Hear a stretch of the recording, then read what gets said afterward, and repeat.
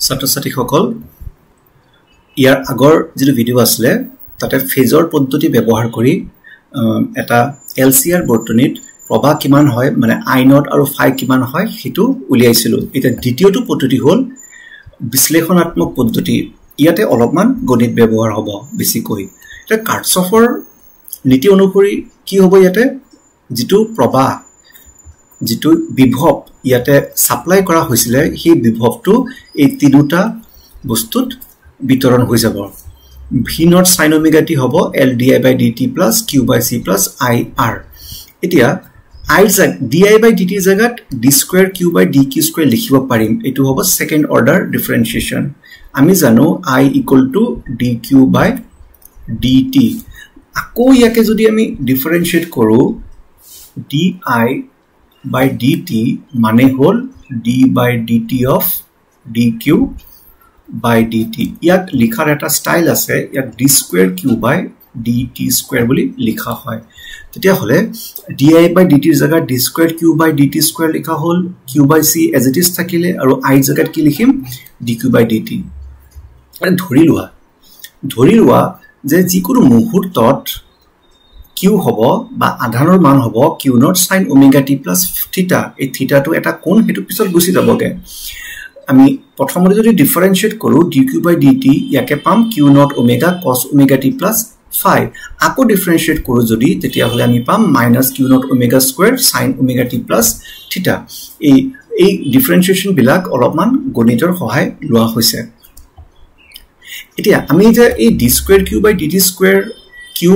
আৰু এফালে dq by dt এই তিনিটা ইয়াতে আছে এই তিনিটা এখন সমীকৰণত আকৌ বহুৱাই দিম v not sin omega t হ'ব এই মাইনাস এই l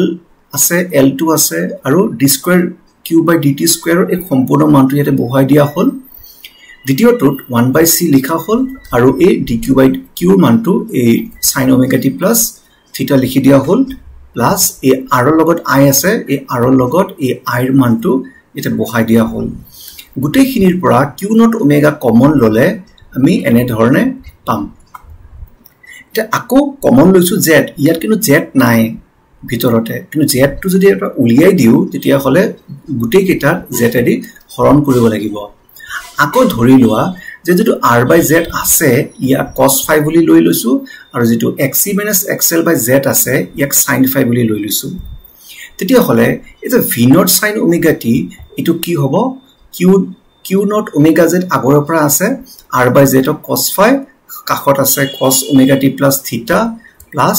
এই দ্বিতীয়টো আছে sin phi আৰু কাখত আছে sin omega t plus theta তাৰ মানে ইয়াতে আমি এটা সূত্ৰ আনিবলৈ চেষ্টা কৰিছো আমি জানো যে cos a cos b plus sin a sin b এটো হ'ব cos b minus a ইয়াতে হেতু সূত্ৰই আমি ব্যৱহাৰ কৰিছো ট্ৰিগোনোমেট্ৰিৰ পৰা এতিয়া যেহেতু ইয়াতে ট্ৰিগোনোমেট্ৰি টাৰ্মো আছে ইয়াতে এলজেব্ৰাইক টাৰ্মো আছে তেতিয়া হলে এটা সমীকৰণৰ ইটো হিতুৰ সমান হ'ব লাগিব সমীকৰণটো শুদ্ধ হ'বলৈ হলে মানে একাকাৰতাৰ বাবে এক তুলনা কৰা যে v নট হ'ব q নট omega z ৰ সমান যত q not omega i not হ'ব into z আকৌ এই যেটো theta minus phi এটো কি হ'ব ইয়াত omega t plus theta minus phi আছে so omega t ইয়াত আছে sin আছে cos আছে so দুইটা যদি আমি cosত আনিব বিচাৰো তেতিয়া হলে theta minus phi হ'ব minus pi by 2 কাৰণ ইয়াতে minus pi by 2 এটা বহুৱাই হে আমি মানে ইয়াতে আমি sin omega t কি লিখিব পাৰিম cos omega t minus pi by 2 হলে sin এই minus pi by 2 টো ইয়াৰ সমান হ'ব theta minus phi হ'ব minus pi by 2 ইয়াৰ পৰা theta লিখিছো minus pi by 2 plus phi আমি জানো I equal to dq by dt অলপ আগতে পাইছিলো I equal to dq by dt মানে হল q not omega cos omega t plus theta তেতিয়া হলে আমাক শেষত I হে লাগে so I equal to dq by dt q not omega cos omega t plus theta তেতিয়া q not omega ঠাইত I not লিখিব পৰা যাব আৰু এই cos omega t plus theta এটা যদি থিটাৰ জেগাত যদি আমি -π/2 + phi লিখি দিও তেতিয়া হলে শেষত গৈ cos omega t plus theta হৈ যাব sin omega t plus phi মই যে কৈছিলো অলপ পিছতে অলপ আগতে যে থিটা টো কোৱাত নাইকিয়া হৈ যাবগে ইয়াতে থিটা টো গুছি গল আৰু থাকি গল I = I naught sin omega t plus phi ইয়াতে I naught হ'ব v naught by z যেটো ওমৰ সূত্ৰৰ আৰু v naught by z টো হল r² plus xc minus xl whole square আমি ইয়াৰ পৰা এটো ইয়াতে z টো কেনেকে পাম আমি মন কৰিবা এতে r by z cos phi লোৱা হৈছিল আৰু xc minus xl by z sin phi লোৱা হৈছিল আমি জানো cos square phi plus sin square phi = 1 হয় তেতিয়া হলে r² plus z²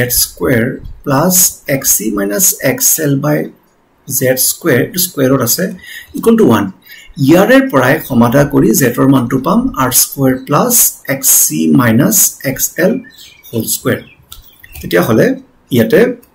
I টো হল v naught by z মানে v naught by যেটো প্ৰতিবাধা আছে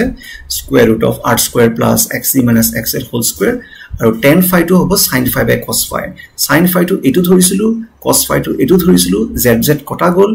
xc minus xl by r থাকিলে সো tan phi যদি এটো হয় তেতিয়া phi হ'ব tan inverse xc minus xl by r দুয়োটাতে আমি প্ৰবাহ হল I = I naught sin omega t plus phi ইয়াতে phi মানটো মানে দশা পাৰ্থক্যটো পালো এটো আৰু I naught বা সৰ্বোচ্চ প্ৰবাহটো পালো v naught by z দুইটাৰ মাজত দুটা পদ্ধতিৰ মাজত যিকোনো এটা পদ্ধতি শিকি গলেই হল